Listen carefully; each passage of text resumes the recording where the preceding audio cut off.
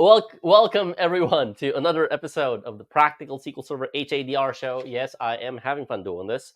Welcome. These episodes or these talks are designed to share my personal experiences and those of my clients' experiences on how to make high availability and disaster recovery practical. While specific to SQL Server or the Microsoft Data Platform, it applies to just about any technical or technology platform or tech stack, mainly because I focus more on the non-technical aspects. We technical professionals focus more on the implementation, the tech stack, the features, version of the platform, edition of the platform.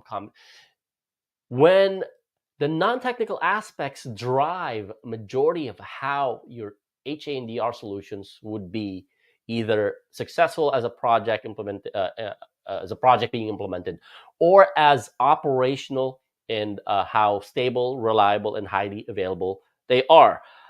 Today's topic, and hopefully you can hear me because I feel like I'm having some issues with my audio.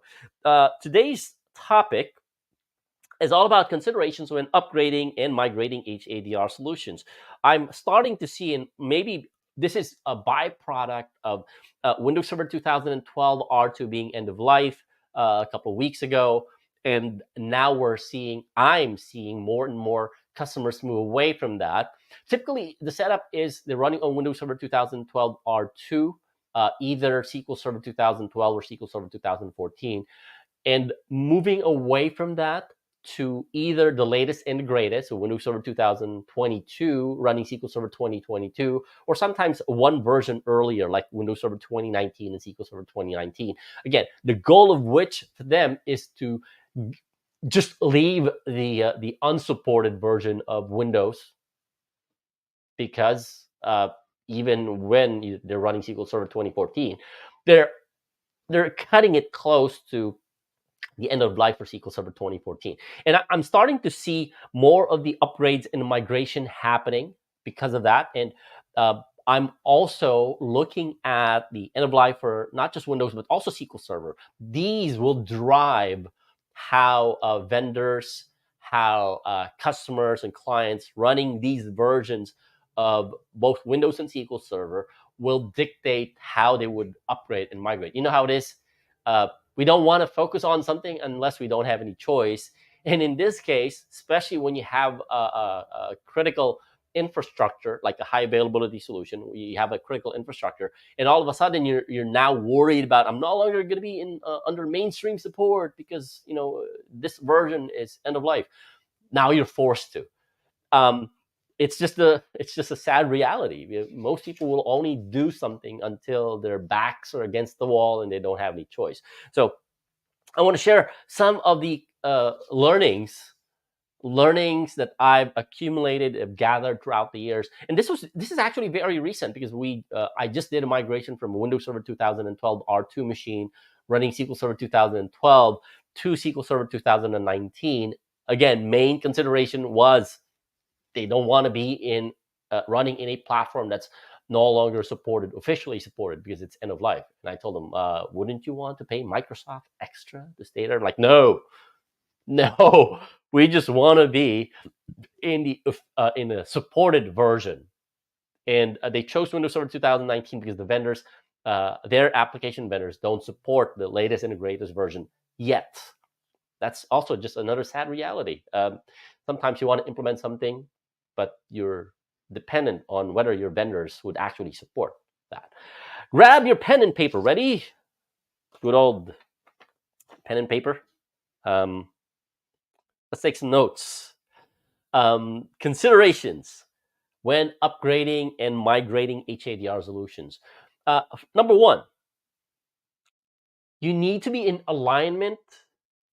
You need to be in alignment between existing recovery point, recovery time, and service level agreements versus allowable downtime for cutover. These are two different things. When you built your HA and DR solution, hopefully, you have a clearly defined recovery time objective and service level agreement for HA and for DR. And of course, those are two things. But when you're upgrading and migrating, you're asking for a much longer allowable downtime. Not necessarily your recovery time objective and service level agreement, but a much longer allowable downtime. Why is that? Because with when you built your HA and DR solution, again, I'm assuming you have a clearly defined RTO and SLA. When you built that, you went through the exercise of asking the end users, hey, what's our allowable downtime? What's our recovery time objective when the HA solution's up and running? What's our allowable downtime when we need to invoke DR? So you have that clear cut. And as the system is up and running, you're constantly checking, are we meeting our SLAs and our recovery time objectives? But when you're moving to a different platform, there are so many things at play here. For one, how are you going to migrate the databases from the old platform to the new platform? How long is that going to take? If you're dealing with 100 megabytes, 100 gigabyte size data, 100 megabytes, that's relatively slow. I can fit that on my phone.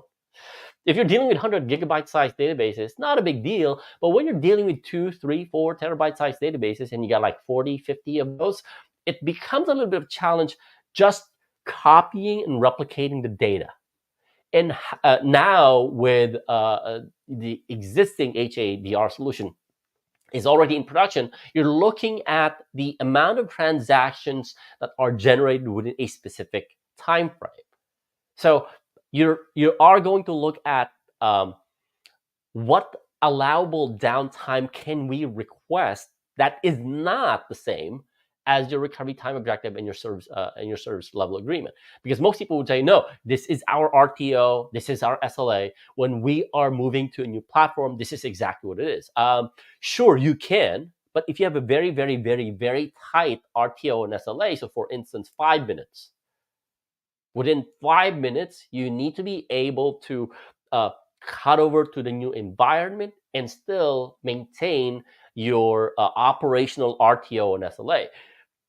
That's going to require a lot of hard work and a lot of testing and a lot of validating whether or not the strategy that you are going to use will definitely meet your RTO and SLA moving to a new platform.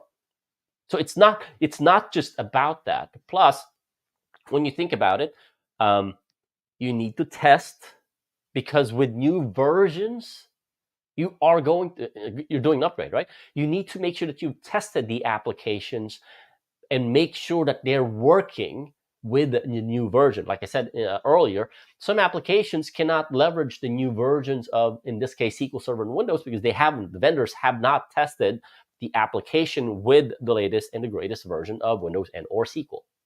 So that's part of what you need to take into account. So again, being in alignment, being clear about RTO and SLA for existing, meaning operational, versus what is the allowable downtime as you are doing the upgrade. Like for instance, cutting over between your old environment to new environment, redirecting client applications to the new environment. How long is the acceptable downtime? And is it the same? I wouldn't recommend it, but is it the same as your operational RTO and SLA? I said I wouldn't recommend it because there are a lot of moving parts. This is not as simple as, yeah, we're failing over to another node. No, you are moving to a new environment. New environment. So the even redirecting client applications to the new environment, even taking into account how the application would behave as part of the upgrade, that has to be thoroughly tested if you really need to meet your operational RTO and SLA. That's why I said I don't recommend following your operational RTO and SLA, but rather ask for much longer allowable downtime that would help you cut over to production, while at the same time, again, getting that approval to make sure that no other problems exist after the fact. Okay, I've seen cases where they're using the RTO and SLA, operational RTO and SLA, as the metric to achieve when they're doing production cutover, meaning from the old environment to the new environment. It is doable. Like I said, it is doable, but very expensive very time consuming with all the preparation, with all the testing. Because again, if something does not work and you know it's taking a lot of time, then you have to redo it again until you have met your operational RTO and SLA before you do your production cutover. Okay, so that's the first one. Make sure that you have alignment with operational RTO and SLA versus allowable downtime for production cutover. Okay. Second consideration when upgrading and migrating HADR solutions. Number two, post cutover stabilization. Post cutover stabilization. One of the things that I tell my customers, especially if you're moving from a high availability solution, an old one, high availability solution, to a new high availability solution. One example that I use here is SQL Server 2012 availability group versus SQL Server 2022 availability group. You can't just add the existing failover cluster to a new one, unlike if you're coming from SQL Server 2016 where you have distributed availability groups, right? The setup is with 2012 availability group and 2022 availability group. These are two separate things. And one way that you can minimize the allowable downtime is by doing log shipping, copying log backups, because you cannot add the 2019 availability, or rather, you cannot add the 2019 instance to the existing AG while it's running on Windows Server 2022 and SQL Server 2022. You got to keep them separate. In fact, I don't recommend that you add them because the configuration for your old Windows Server failover cluster, you're replicating that over to the new one. Plus, I can't remember if it's supported. Maybe it isn't. But I still don't recommend that. So you have to keep them separate.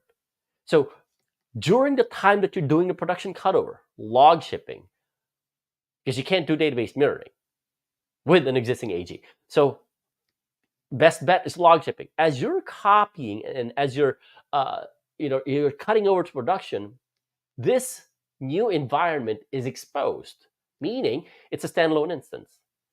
I cannot have an AG while I'm doing log shipping. I mean, I cannot have an AG or an availability group on the target, the new platform, the new version of SQL Server and Windows, while I'm doing log shipping, because this is in constant recovery mode. So by the time we're doing production cutover, we bring the database online. Between the time that you cut over up to the time that you're building the AG, you're exposed. How long is it going to take for you to build that new AG immediately after cutover? Are you going to meet that recovery time objective and SLA, your operational, that is, can you meet the operational RTO and SLA as you are building that? Because again, you're at a risk. Who knows? While you're creating the AG, all of a sudden your SQL Server instance went down and there's no secondary replica to failover, right? So you have to consider that it's part of your exposure. After you cut over to production, you're now on a new version of Windows, a new version of SQL Server. You now have an AG or a high availability solution.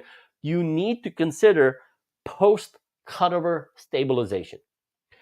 There are things that you have to do, like have you replicated the SQL Server logins? Well, I would assume that you've already done that even before you do production cutover. Have you replicated the SQL Server agent jobs? Have you turned on the SQL Server agent job? Did you perform typical maintenance tasks while you're in post cutover stabilization phase? I call this the post cutover stabilization phase because we still don't know. Can we encounter potential issues as we are in the process of cutting over? Just because you've done it so many times, right? That's because you've tested it, you validated it, doesn't mean that there are no potential issues that could happen. This is production cutover that we're talking about, so you gotta be ready. Okay, planning can only take you so far, although it does give you that sense of security and sense of confidence that after doing it so many times, you know exactly what to expect. But again, the unexpected is called the unexpected for a reason. You don't know what will show up. So what do you do as you are stabilizing the environment after production cutover. So testing the application, running maintenance jobs, taking your very first database backup, because now you're upgrading, right? Keep in mind, coming from a 2012, moving to 2022, you're not just bringing the database online, you're also upgrading the database version. So you have, and that's a change in your database. You have to take your very first database backup immediately after bringing the database online. So these are post cutover tasks needed in order to stabilize the environment. And then coordinating with the application developers, making sure that the application works fine, there are no issues, while at the same time keeping it at the back of your mind, back of your head. We're still in this phase. We may have cut over to production, but we're still stabilizing the environment until it's business as usual or BAU. Okay, so that's the second one. Post cutover stabilization. How long is that going to take? 2 days, 3 days, 4 days, 1 day? How long? You got to have it defined. And while you're defining those tasks that you need to do during what I call the post cutover stabilization phase, you got to make sure that, hey, we're doing exactly the tasks that we said we are going to do during this phase. And then we can mark them off as completed, because these will become your criteria for success. I've worked with several upgrades and migration projects where, just because there was no project manager, there was nobody driving, the entire project, 3 weeks later, application developers are still figuring out, hey, what have we done so far? And like, okay, weren't you supposed to be done 3 weeks ago? Right? They're taking their time, because they would only respond to issues, but they do not have success criteria on what needs to happen, what needs to be done in order to consider the project to be successful, to the point where they've been dragging it out for like 6 weeks, 7 weeks. I'm like, we're just wasting time. Declare this as, end of project, move on, and then consider that as BAU. Because project is treated differently than operation being treated differently. Going back to number one, there has to be an alignment between what is acceptable when it comes to, are we considering operational RTO and SLA, or are we requesting for a much longer allowable downtime or maintenance window to do this upgrade? If you don't have success criteria, this would bleed in. Next thing you know, the operational team would still think, this is still in project mode. Something went down. Oh, it's still in project mode. I'm not going to respond to it. Why? Because they still think it's in project mode. Versus it's now in BAU mode or business as usual mode. Now, the operational team is aware, okay, if something goes wrong, we need to immediately respond, because, this is now taking into account our operational RTO and SLA. Okay, so be very, very clear about what you need to do during post cutover stabilization. Like asking the question, what needs to happen in order for this to be considered project complete? So we can turn it over into BAU or business as usual. Number three, availability of manpower. Availability of manpower. And this is not just prior, because prior to production cutover, there will be people, the engineers, or if you're bringing in a third-party vendor, the consultants coming in and doing this. They will be the one implementing the solution. They will be the one doing the production cutover. But this is one of the reasons why I focus so much on the people aspect. The people doing the work, like the project team, the engineers, or if that has to be a third-party consulting company or third-party vendor, sometimes they're disconnected from the operational staff. Like they're doing project work and they're disconnected from the operational staff. What if the operational staff isn't aware of the new architecture? What if they're not aware of the new version, of the behavior of the new version? Well, sure, they were trained on an older version. One example that I like to use here is the changes between how Windows Server Failover Clustering Quorum works in previous versions of Windows. where dynamic quorum was introduced, dynamic witness was introduced, but they were different. The behavior was different across different versions of Windows. If they have been supporting Windows Server 2008 or Windows Server 2012 for quite a while, they might not be aware that there are changes in how the quorum behaves in later versions of Windows, and they'll still use whatever they know as part of their operational procedures, right? If this happens, do this, but it's not updated. What they know uh, um, is not, yeah, it's not updated. They're not aware of how certain behaviors work. In the same way that a lot of the changes, for instance, in failover clustering, and I'm using failover clustering a lot because, again, the changes in the behavior can be felt immediately when you're moving from an old version to a new version. For instance, the same subnet delay and same subnet threshold parameter values in a failover cluster in Windows Server 2012 R2 versus 2016 versus 2019 versus 2022. Until you have everything standardized, these behaviors are different based on the different default values.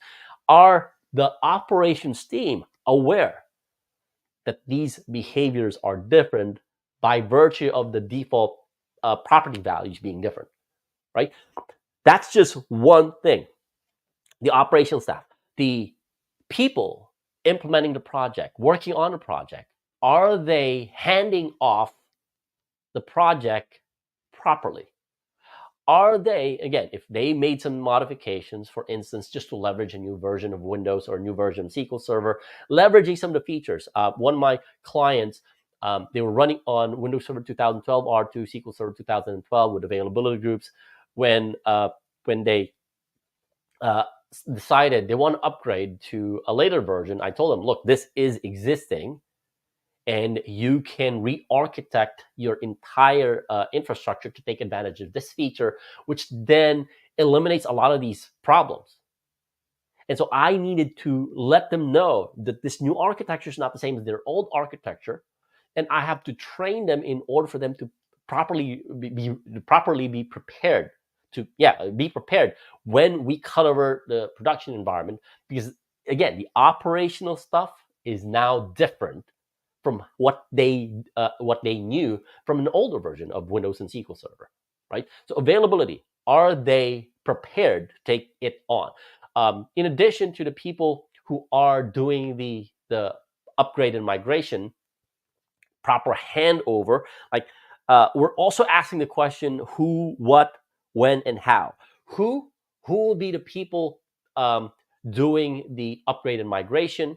Are we going to be just limiting that to engineers, the senior engineers, the vendors, or are we including the operational staff? That's the who. The what skills do they have? Are they properly well versed in this new version of SQL Server and Windows, specifically in the high availability and disaster recovery capabilities? Are they properly trained? Are they aware of the new behavior? Because now the way they would run their operational processes, or the way they would do their operational processes, will now depend on this new behavior, right? When their availability, again, it's different when you're treating a project as a project. I can stop today because I feel tired. I mean, we're still within the project deadline. Good. It's different when it's still in project mode, because you can be lax and it's not affecting our existing production, versus you now immediately cut over to production. Are these engineers, operational staff available 24/7 the way they were with the old environment? Again, we're looking at an upgraded and a migrated solution. You now have to start to think about, I'm handing it off to the operational team. Are they ready? Are they 24/7 available? And of course, it's not supposed to be one person. You got to staff for that. You got to make sure that you're covered 24/7. If you expect your HADR solutions to be 24/7, highly available and resilient, you got to have those people ready, right? And how? Who would do? I mean, we talked about the who. How are we going to do the upgrade and migration? How are the operational team going to take over once it's production go live and it's now BAU? And again, one of the reasons why I really emphasize on the importance of having a skilled and qualified team taking over after production go live when everything's business as usual. Because again, coming from the background where I come in, I would implement the solution, and then I leave at the end of the project. I need to make sure that those people who are left in the company, the internal team, they are ready to pick up from where I left off. Because I don't want to be available 24/7. I don't. One of the reasons why I gave up operational work a long time ago. But they who are still doing operational work, they need to be ready to fill in the minute that I leave. And that's why it's important for you to have the availability of manpower. If you don't have available manpower, and it's more than just being available, and I always emphasize this, they have to be both available and capable. What good is an available staff, an available operational engineer, if they're not capable of doing the work? What good is somebody who is capable, who is highly skilled, who's a subject matter expert, who can do the work if they're not available? You gotta have both available and capable staff that would be a part of your operational team, and somebody who knows how to escalate properly, right?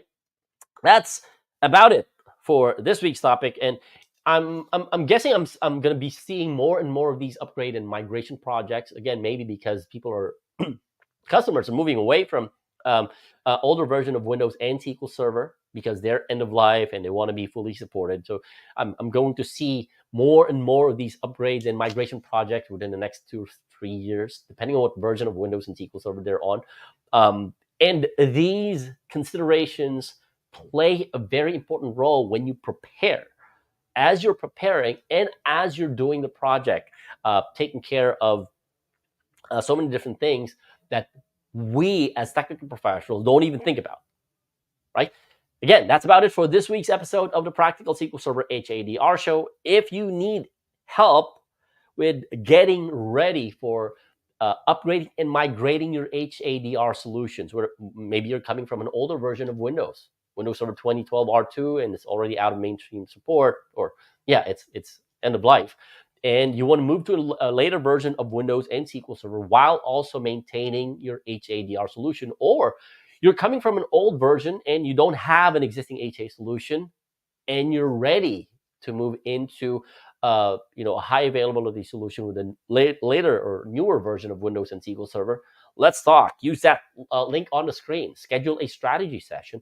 Let's have that conversation. We'll look at where you're at, what your goals are, and then we'll come up with a strategy that would help you get there. Maybe, again, you're coming from a standalone instance, a SQL Server 2012 or Windows Server 2012 R2, and you're now ready to implement an HA solution. Let's have that conversation, because you don't want to be just implementing something that you don't need, while at the same time, you also don't want to be not implementing something that you actually need, right? Again, use that link on the screen, schedule a strategy session, and let's have that conversation. We'll come up with a strategy to help you achieve those goals. And if I'm able to help, I will. If not, I will steer you in the direction that would help serve you best. Grab a slot from my online calendar and schedule that strategy session. All right. That is about it for this week's episode of the Practical SQL Server HADR show. Tune in again next week for another topic. And I appreciate some of the comments. I'm getting comments and feedback from people who are listening and watching. Some of the topics that I'm covering actually come from them, like their questions or feedback. I'm incorporating them and also including my own personal experience and those of my customers' experience, so that you can make your HA and DR solutions actionable, practical, and pragmatic. I mean, you don't want to be spending more than what you need to. You don't also want to be complicating stuff. You want to make sure that you get the solution that you need when you need it, not because you've heard somebody talk about it and now you want to implement it. Maybe you don't need it at the moment, or maybe you do need it, but a proper guidance would help you decide on how to achieve that. Right? Enjoy the rest of your week. I will see you again next time. Goodbye.